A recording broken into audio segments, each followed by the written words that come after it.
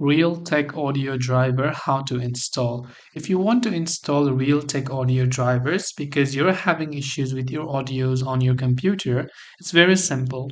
Open your browser and just type in Realtek audio driver Windows 11. You'll find the first link from Dell. So you want to go to this official website from Dell and you'll come to this page.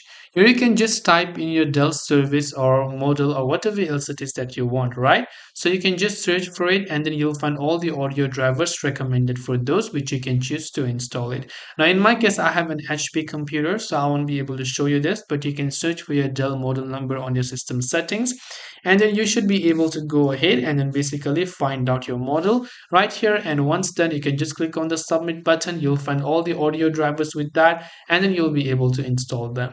This way you'll be able to download or install Realtek audio drivers.